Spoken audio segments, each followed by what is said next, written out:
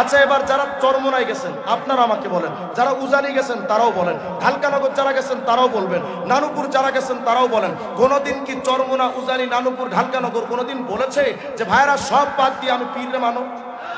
বলেছে কোনোদিন?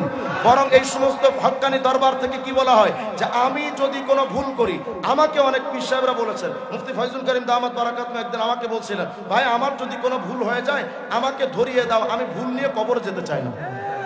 আমাকে বলেন, আমি একদিন চরমোনায় গেছি, এখান থেকে 2-3 বছর আগে, আমি খাস কামরায় পীর সাহেব হুজুরের সাথে আমাকে দেখা করতে নেওয়া হয়েছে। আমি অগ্রিম বলছি, আমি বাংলাদেশের কোনো সংগঠনের সাথে যুক্ত না, আমি তাদের মুরিদও না, কিন্তু হক যেটা সেটা তো আমার বলা দায়িত্ব। আর কথা হয় না? আমি দেখেছি খাস কামরায় পীর সাহেবের সামনে এক মুরিদ গিয়ে মাথাটা এভাবে নত করে দিয়ে, হুজুর আমার জন্য একটু দোয়া করেন। রাআইতু বিআইনাই, আমি নিজের চোখে দেখেছি, হুজুর আমার জন্য একটু দোয়া করেন। আমি সাথে সাথে দেখলাম পীর সাহেব তখন আঙ্গুল দুটো নিয়ে কপালে হাত দিয়ে বলে, এই বেটা আমার সামনে মাথা নত করো কেন? মাথা নত হবে একমাত্র আল্লাহর সামনে। তারাই পীর। কোন সাদা মাথার কাছে যাও? ল্যাংটা পীর। আমি বললাম, ল্যাংটা যদি পীর হয় কুত্তা বড় পীর।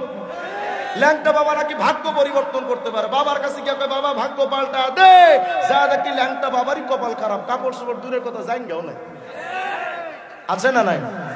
ওনারাই পীর। যারা কোরআন সুন্নাহ সাহাবা দিয়ে জীবন গঠন করতে বলে তারাই পীর। বলবেন, আমি ক্লিয়ার সিদ্ধান্ত জানতে চাই, যারা ইসলাম মানে না, সাহাবায়ে কেরাম মানে না, সুন্নাহ মানে না, কোরআন মানে না, মুসলমান না কাফের? ব্যাস, এদের থেকে আমি সংক্ষেপে আপনাদের ছোট্ট একটা চার্ট আপনাদেরকে দিয়েছি। এই চার্টকে কেন্দ্র করে একটু বেছে গুছে চলার চেষ্টা করেন। বাতিল এখন লাগাতার আসতেছে, বিভিন্ন ধরনের বাতিল আসতেছে। যদি পদস্খলন হয়ে যায়, যদি পা পিছলে যায়, তাহলে ঈমানটা বরবাদ হয়ে যাবে, বেঈমান হয়ে কবরে যাওয়ার অবস্থা হয়ে যাবে। আল্লাহ তাআলা আমাদের সকলকে ঈমানের হেফাজত করেন, আল্লাহ আমাদের আকীদার হেফাজত করেন, আল্লাহ তাআলা এই জাতিকে হেফাজত করেন।